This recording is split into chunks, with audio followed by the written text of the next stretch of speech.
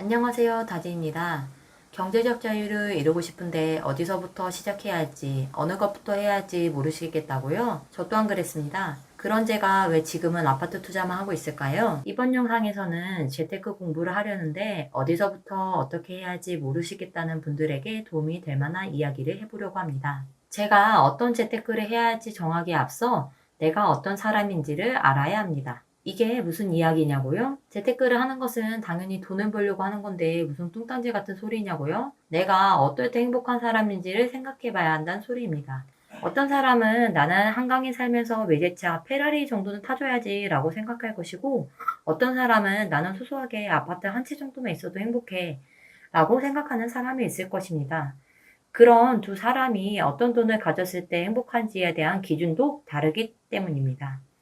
어떤 사람은 100억, 어떤 사람은 10억, 어떤 사람은 단 1억만 있어도 된다라는 사람이 있겠죠? 그렇기에 갖고자 하는 돈의 크기가 다른 만큼 방법의 차이도 있어야 합니다. 똑같이 종잣돈 3천이 있는 사람이 10억을 원할 때랑 1억을 원할 때 필요한 수익률의 방법이 차이가 많이 날 테니까요. 이게 무슨 말이냐? 나는 1억만 벌어도 돼 라는 사람은 굳이 리스크가 높은 것을 할 필요가 없다는 얘기겠죠. 이런 사람은 안전하게 미국 지수 S&P 500만 따라가도 1년 10%의 수익은 가져갈 수 있으니 굳이 재테크 공부를 한다고 돈을 까먹을 수도 있는 리스크와 공부를 하는데 들이는 시간, 거기다 재테크를 하면서 스트레스 받을 일을 할 필요가 없다는 거죠. 차라리 그 시간에 확실하게 원금을 높일 수 있는 부업을 하는 게 더 안전할 수도 있겠죠. 원금의 크기가 커진다면 리스크는 줄어들고 수익금은 올라갈 테니까요. 반대로 나는 이 정도의 풀을 원해 라는 금액이 커지면 원금을 높이든 아니면 수익률을 올려야겠죠. 원금의 크기가 같다면 수익률을 높이기 위해서는 그만큼 나의 시간도 갈아 넣어서 공부도 많이 해야 하고 그 시간만큼 나의 워라밸은 줄어들겠죠.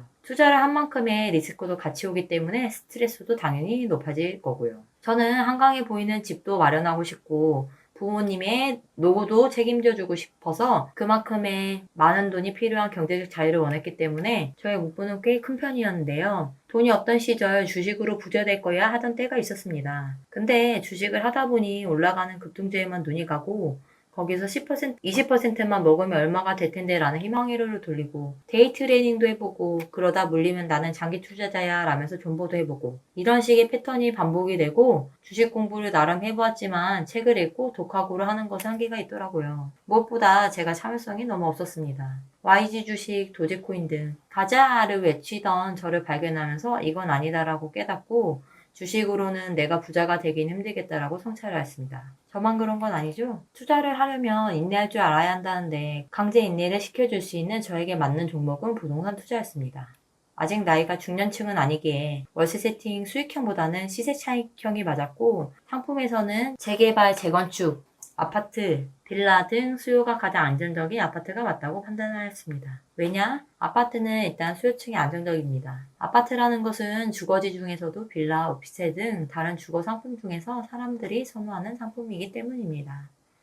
또한 투자를 할 시 한국의 특성인 전세라는 것을 활용하여 부동산 투자이지 목돈이 아닌 소위 말하는 갭만 있으면 되기 때문에 상대적으로 소액 투자가 가능하다는 점입니다. 근데 왜 빌라 오피스텔을 안 하고 있냐고요?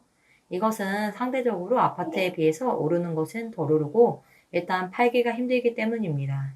주식에서는 안 팔리면은 돈 날리는 거죠. 상장 폐지되는 종목들 마이너스 15% 계속 점점점 하하 이렇게 찍히는데도 안 팔리죠. 그럼 수익률 상관없이 돈 날리는 거잖아요.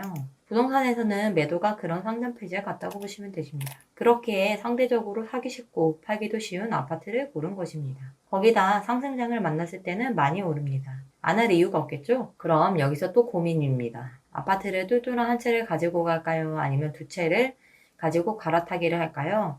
아니면 여러 채를 굴려야 할까요? 이것 또한 자기가 어떤 수익률과 목표 금액을 가지고 있는지에 따라 달라집니다. 이번 영상은 여기서 마무리를 하고 다음 영상에서는 내용을 이어서 말하도록 해보겠습니다. 감사합니다.